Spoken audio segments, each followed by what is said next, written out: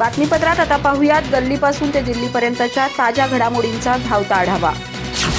उद्धव ठाकरे बाळासाहेबांचे विचार सोडून सावरकरांचा अपमान करणाऱ्या काँग्रेससोबत बसले आहेत। शिवसेना काँग्रेस बनत होती, त्यामुळे आमच्याकडे दुसरा पर्याय नव्हता। आम्ही जे योग्य ते केलं आणि भाजपसोबत सरकार स्थापन केलं। उद्धव काँग्रेसच्या जवळ गेले नसते तर शिवसेना तुटली नसती, असं मत महाराष्ट्राचे मुख्यमंत्री एकनाथ शिंदे यांनी व्यक्त केलं। उद्धव यांनी भेटीसाठी वेळ दिला नाही, बोललेही नाही, असं त्यांचं म्हणणं आहे। शरद पवार यांनी त्यांना मुख्यमंत्री बनवण्यास होकार दिल्याचंही शिंदे यांचं मत आहे। महाराष्ट्रातील सर्व 48 जागांवर मतदान झालंय। एकनाथ शिंदे यांची शिवसेना 15 जागांवर निवडणूक लढवतीये।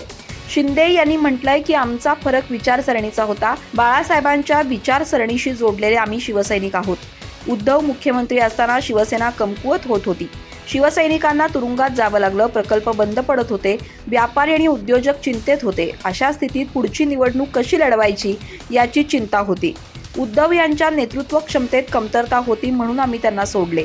भाजप आणि शिवसेना एकत्र निवडणूक लढले होते। बाळासाहेब ठाकरे, नरेंद्र मोदींच्या नावावर लोकांनी मतदान केलं, पण काँग्रेस आणि शरद पवार यांच्यासोबत सरकार स्थापन झालं।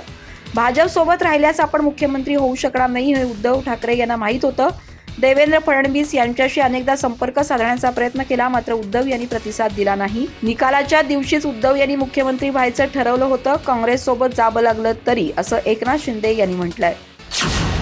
2 निष्पाप लोकांचा जीव घेणाऱ्या पुणे अपघाताची न्यायिक चौकशी व्हावी, पोलिसांच्या तपासावर प्रश्नचिन्ह आहे, अशी मागणी पुण्यातील हिट अँड रन प्रकरणी विरोधी पक्षनेते विजय वडेट्टीवार यांनी केली आहे। त्यांनी या संदर्भात ट्विट करत संतप्त प्रतिक्रिया दिली आहे। पुण्यात झालेल्या भीषण अपघातात पुणे पोलिसांच्या तपासावर प्रश्नचिन्ह निर्माण होत आहे, त्यामुळे या प्रकरणी न्यायिक चौकशी व्हावी, असं त्यांनी आपल्या ट्विटमध्ये म्हटलंय।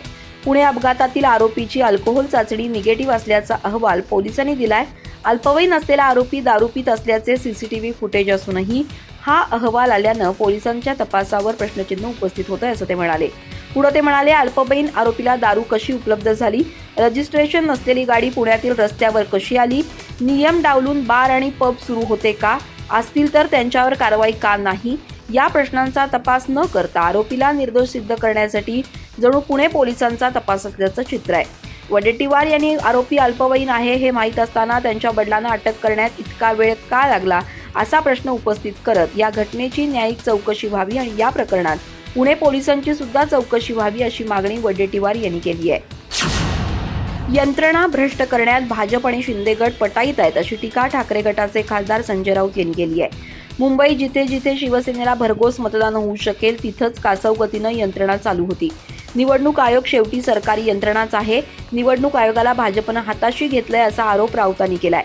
आज प्रसारमाध्यमांशी बोलताना त्यांनी राज्य सरकारसह निवडणूक आयोगावर गंभीर आरोप केलेत। याबाबत बोलताना ते म्हणाले, संथ गतीनं होणाऱ्या मतदानाला मतदार कंटाळतील, रांगेतून निघून जातील, अशा पद्धतीनं सरकारनं कोणता डाव टाकला होता का, अशी शंका निर्माण व्हावी, असं चित्र सोमवारी पाहायला मिळालं।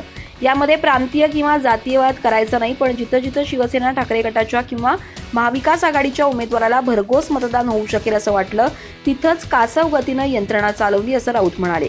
पुढे ते म्हणाले, भाजपासाठी किंवा त्यांच्या घटक पक्षातील उमेदवारांसाठी जिथं मतांचा टक्का वाढू शकेल अशा ठिकाणी व्यवस्थित मतदान झालं, तिथं कोणतीही तक्रारही झाली नाही। आम्ही जागृत होतो, त्यामुळं त्यांना ईव्हीएम हॅक करता आले नाहीत, पैसे वाटप आम्ही पकडलं, मग काय करायचं? मग अशा पद्धतीनं यंत्रणा ढिली करायची, मतदारांचा छळ करायचा, 4-4 तास लोकांना रांगेत उभं करायचं, पण यंत्रणा भ्रष्ट करण्यात शिंदे गट आणि भाजप पटाईत आहे, असा हल्लाबोल त्यांनी केलाय। याशिवाय पुण्यातील हिट अँड रन प्रकरणावरूनही त्यांनी राज्य सरकारवर निशाणा साधलाय। पुणे पोलीस आयुक्त नेमकं कुणाला मदत करत आहेत? बिल्डरांचा मुलगा दारू पिताना दिसतोय, त्याचे व्हिडिओ समोर आलेत, तरीही खोटा रिपोर्ट देण्यात आलाय, असं म्हणत राऊतांनी संतप्त प्रतिक्रिया दिली आहे। मराठा आरक्षणासाठी रान पेटवणाऱ्या मनोज जरांगे यांनी पुन्हा एकदा सरकारला 6 जूनपर्यंत आरक्षण देण्याची मागणी केली आहे। तसंच जातीयवाद न करण्याची जबाबदारी केवळ मराठा समाजाचीच नसल्याचंही त्यांनी ठणकावून सांगितलंय।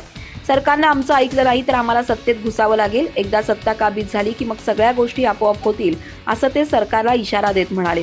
प्रकृती बिघडल्यामुळे त्यांना काही दिवसांपूर्वी छत्रपती संभाजीनगर येथील एका रुग्णालयात दाखल करण्यात आलं होतं। मंगळवारी त्यांना डिस्चार्ज देण्यात आला, त्यानंतर ते अंतरवाली सराटी या आपल्या गावाकडे गेले। तत्पूर्वी पत्रकारांशी संवाद साधताना त्यांनी सरकारकडे 6 जूनपर्यंत आरक्षण देण्याची मागणी केली। तसंच 4 जून रोजी आपलं उपोषण होणार असल्याचा पुनरुच्चारही त्यांनी यावेळी केला। मी 3.5 महिन्यांपूर्वी 4 जून रोजी उपोषणाला सुरुवात करणार असल्याची घोषणा केली होती. त्यानुसार माझं उपोषण होईल, त्यात कोणताही बदल होणार नाही.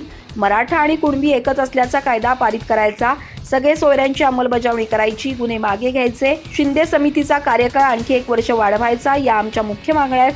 आम्ही कोणतीही नवी मागणी केली नाही. त्यामुळे सरकारनं 6 जूनपर्यंत आरक्षण द्यावं, अन्यथा आम्ही आंदोलन बंद करणार नाही. या प्रकरणी कठोर आमरण उपोषण होणार, असं जरांगे म्हणाले.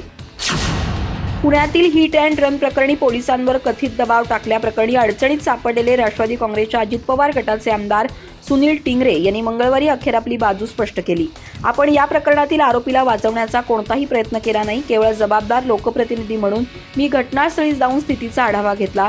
या दुर्दैवी अपघाताशी माझा दुरान्वयही संबंध नाही, पण त्यानंतरही माझं नाव या प्रकरणात ओढलं जातं, असं त्यांनी म्हटलंय. पुण्यात रविवारी पहाटे 3च्या सुमारास एका बिल्डरच्या अल्पवयीन मुलानं एका दुचाकीस्वार जोडप्याला धडक दिली होती. त्यात या जोडप्याचा मृत्यू झाला होता. त्यानंतर सुनील टिंगरे यांनी पोलीस चौकीत जाऊन आरोपीला वाचवण्याचा प्रयत्न केला होता. त्यांच्या हस्तक्षेपामुळेच आरोपीला लवकर जामीन मिळाला, असा आरोप केलाय.